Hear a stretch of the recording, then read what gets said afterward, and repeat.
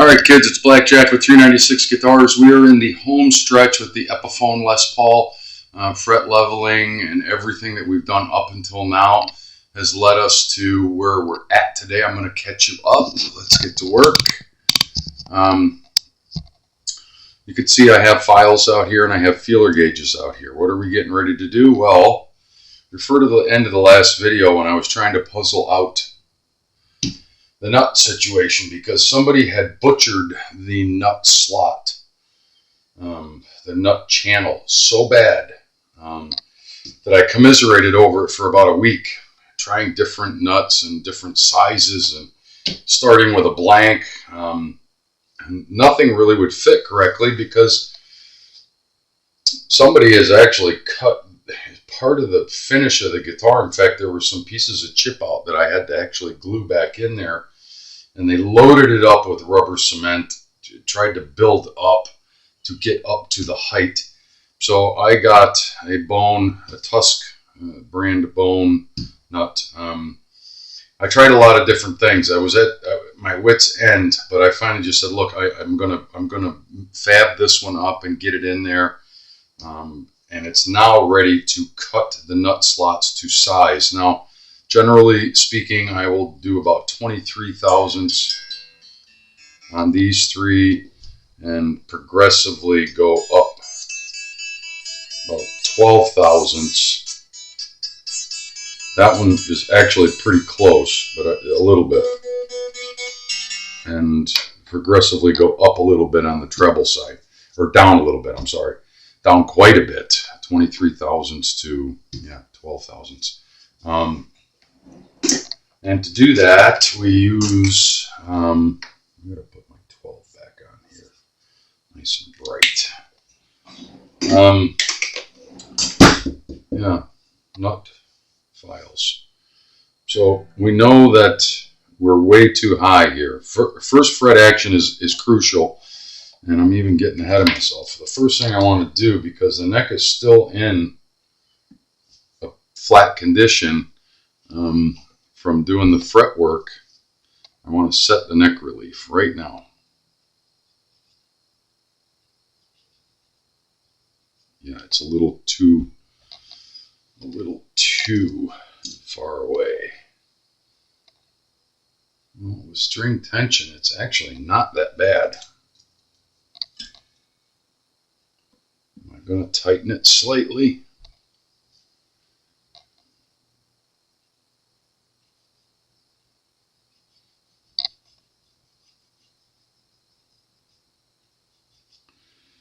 I'm gonna roll with that. I wonder where string action is. It doesn't really matter because we're going to be cutting really high. We're going to be cutting it's high partly because of this. Yeah. So first thing you do, we're going to start with the low E. Pop it off. I'm going to show you the first one or two. 46 thousandths.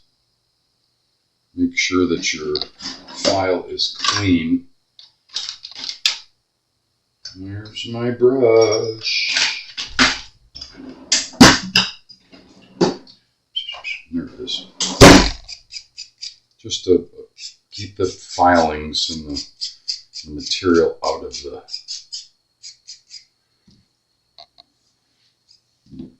And go to it. Now, it's critical that you do this slowly and methodically, and you want to try to angle.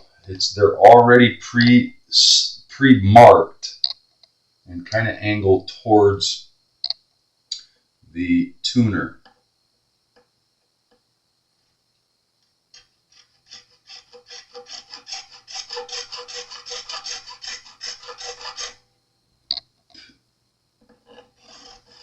Make sure that you go over the takeoff point there and that you're getting the takeoff point on this side.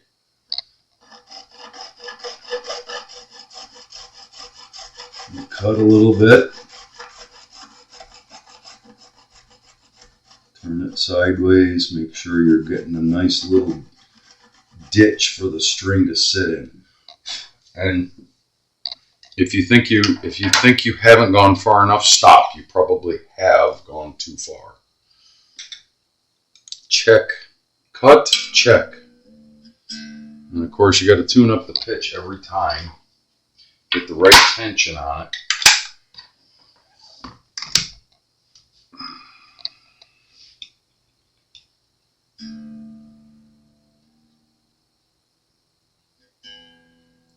And then you check with your feeler gauge. And what are we looking for there? Just for it to buzz. If you put the feeler gauge under the string on the first fret and it doesn't make any noise, you have to go a little bit deeper. Go a little bit deeper. I like to get right down on it and look at it really closely while I'm doing it.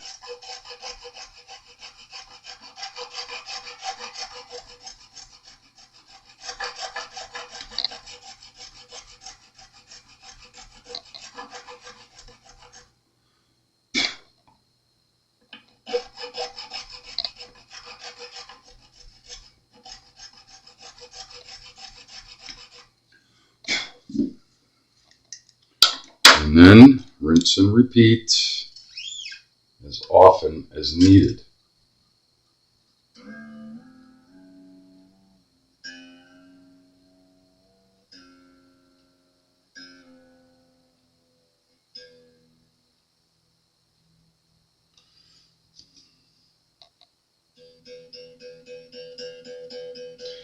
These bone nuts tend to make a lot of dust, which is deceiving because you think you're taking a lot of material out and you're not. They're very dense, and that's what you like because it'll give you good resonance. But don't be fooled, because if you go too far, that's a different repair altogether.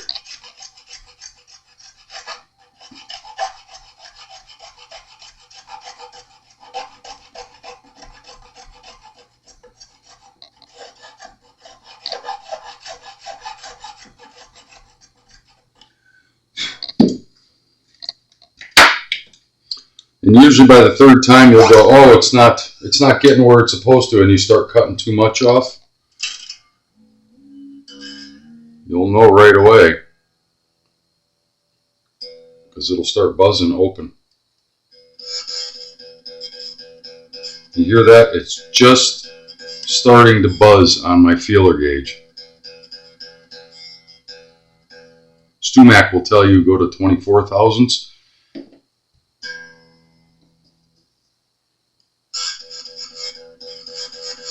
I'm going to stop right there. It's just starting to buzz and rattle on the 23 thousandths. That's where we're going to stop there. And when you pick up the guitar and eyeball it, get right close to it and eyeball it from this level across, that should be noticeably lower than the rest. And it is. You hold on the third fret, kind of thusly, and tap on it. This one's got some more room. If we need to go down farther, we can. But I'm going to stop there. I have found through experience that once you go too far, you've gone too far, and then you have to fill that with bone powder and super glue. And this is a brand new nut, and I don't want to go too far. I want to make sure they're all just starting to rattle on the feeler gauge. We're going to do these three at 23 thousandths, and that should be fine. Let's do the A. And continue. I'm going to show you these two. And then I'm going to pause while I finish the rest because it is a little time consuming. So 36 is what we're looking for now, right here. And how do you know what size to use? Well, you follow the gauge of your strings, basically, or as close to as you can. If that makes any sense.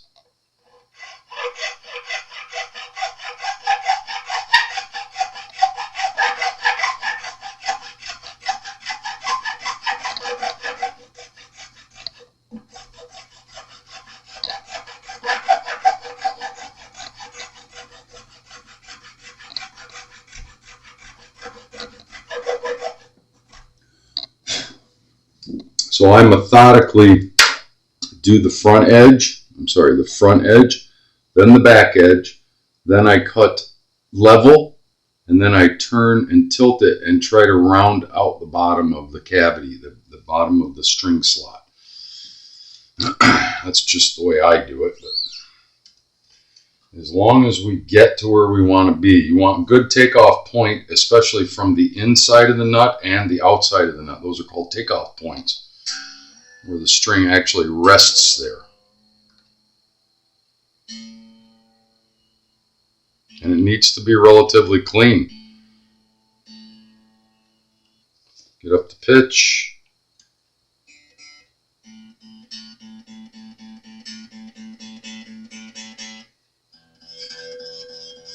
Not quite there.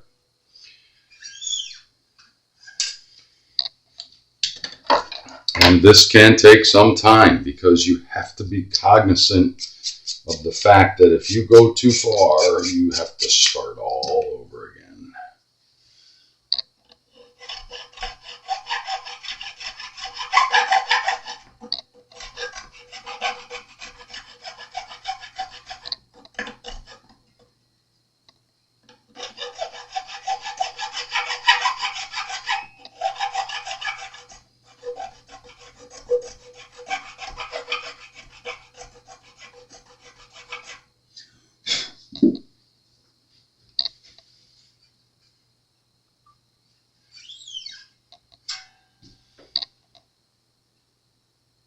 I tend to like to see my wound strings be completely inside the slot. I don't like them to be on top of the slot, as it were. I tend to leave the base side of the nut a little bit taller.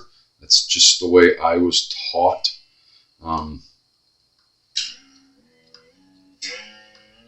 They're far less apt to try to pop out on you. Not that you'd have that problem with a Les Paul because of the break angle.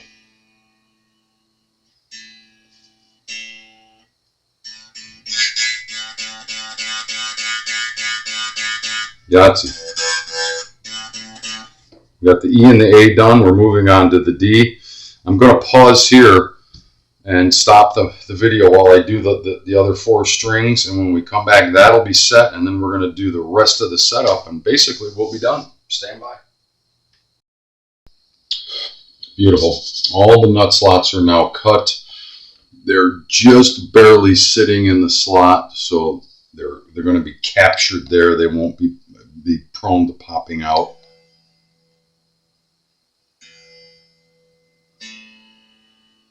We can move on with the setup. We're in the home stretch with this one. I'm going to check the neck relief one more time just to make sure. I don't want to put a tweak on it.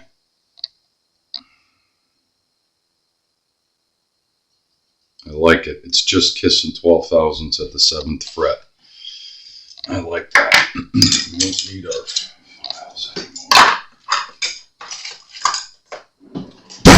Now, sounding good. Let's see where our string height is. And then our intonation. We're a little low. And really low. And imagine that. We cut our nut slots and we're at like 2/64 over here and we're not getting any buzzing. And 3/64 here, which is extremely low.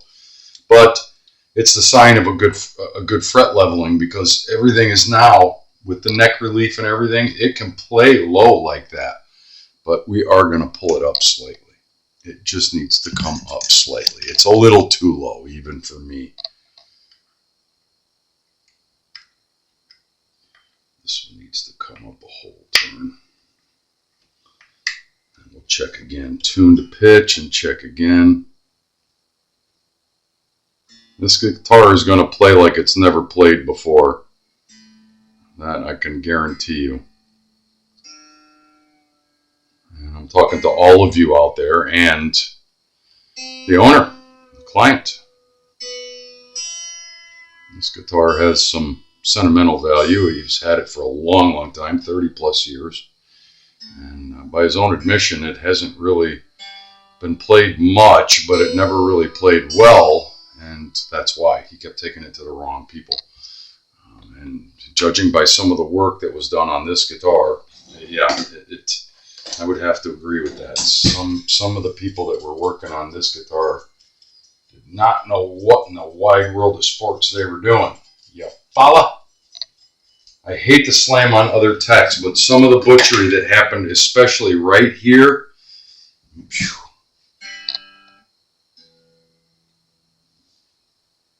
Let's check our string height and then our intonation again. We're going to check the intonation, make sure that's set. Why? Because we can. That's a little too much.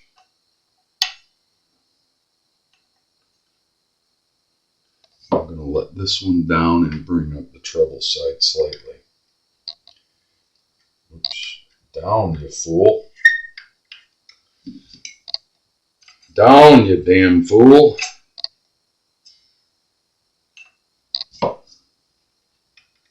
Uppy. Uppy. 4 and just over 4. This guitar should, in my opinion, play at that level. There's room for it to come up. If it won't bear it, then the client will tell me that, and there's room for it to come up and still be perfectly acceptable. But the way that it's responding right now, I think it's going to be okay there.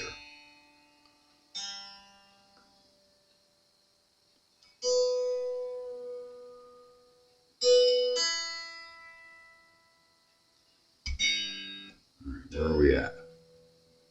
Intonation. It's always the rabbit hole of guitar tech. Sharp. Always sharp. And it looks like this saddle is all the way back. That is criminal. It looks like it's all the way back. I got one little turn on it.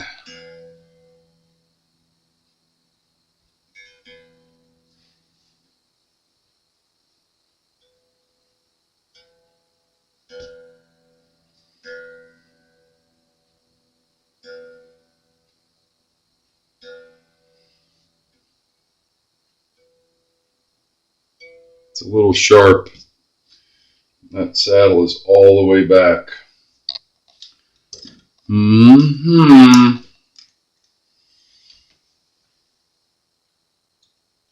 Is it all the way back? Maybe not.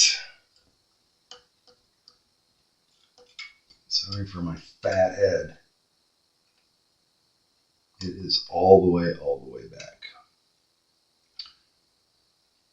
I was just noticing something here.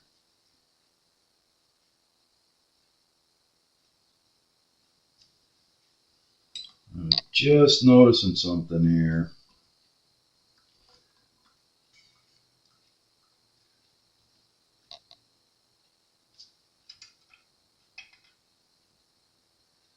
Yeah, all these. This thing could use a new saddle, or a new bridge. I'm sorry. Well, we're gonna have to live with it there. It's not so far out that it's criminal. But I always like to see intonation be dead on, and that's a misnomer because there's no such thing on most guitars anyway. And you guys can argue that until the cows come home. Usually intonation is a rabbit hole that we go down and we can never get back. We get so oversensitive to intonation.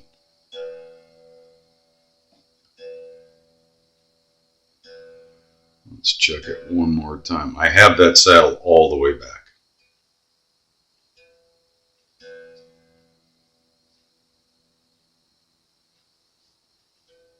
It's close, but it's off by about 1/2 cent, which I'm not crazy about, but I can't do anything with it. We can't move it back. I think a different saddle would help this because this is an old style saddle.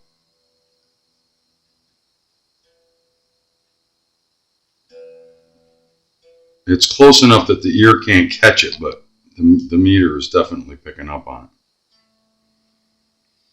And it's only the low E.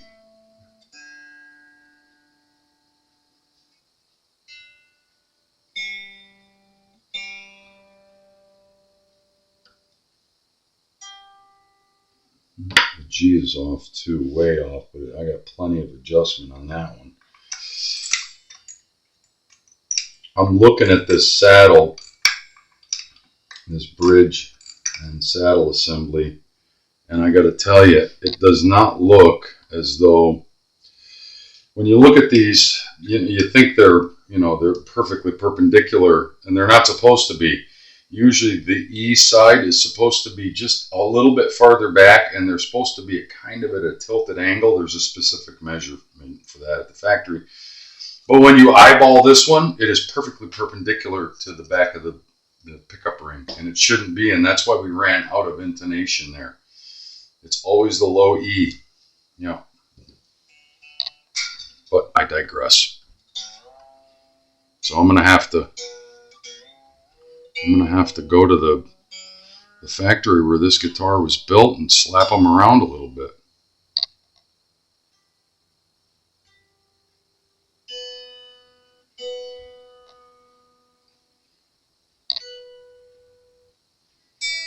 Everything else is standing tall, but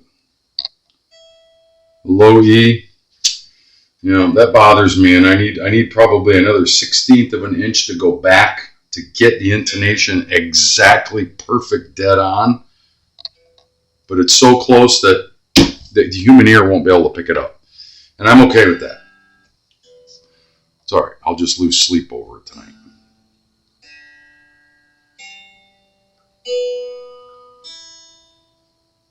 I love it. I love it. So far it's acting and playing correctly. Off camera, I went through all the frets. I'm going to go through that now again on camera, so that if there is any high frets, it'll reveal my stupidity and mistake. I'm confident.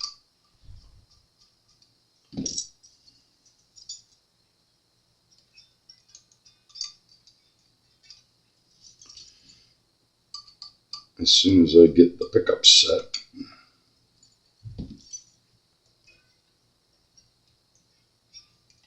Like that.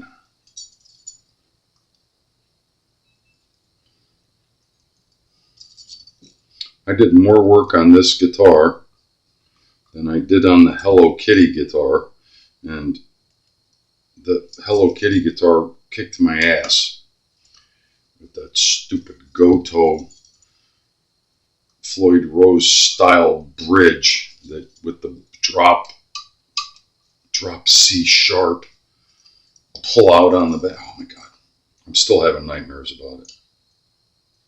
If I ever see another one of those Hello Kitty guitars again, I swear I'll probably throw up right on my shirt. But I digress. Guys, look at the Hello Kitty guitar.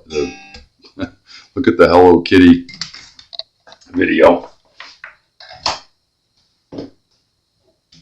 Let's see, is it going to play? Yes, it is. Probably we should turn it down and point the camera at me, right? Let's see. Remember, not a guitar player.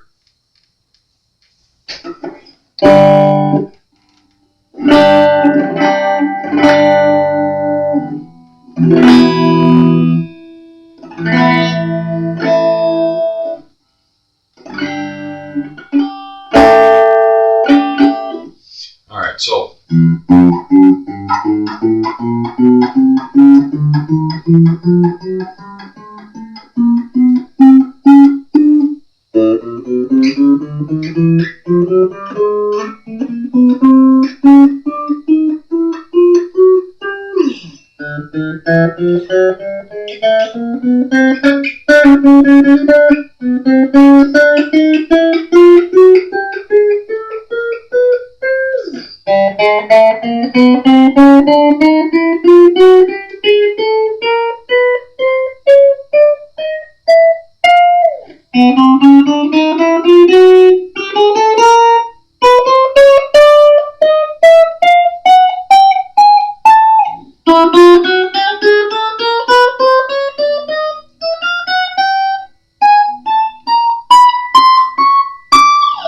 Wow. I like that.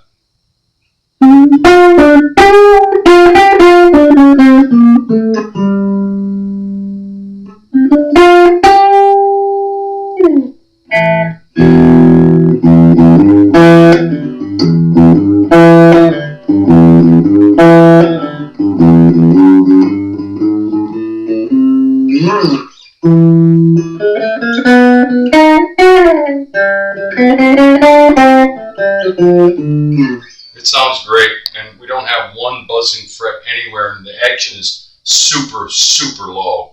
I like it. I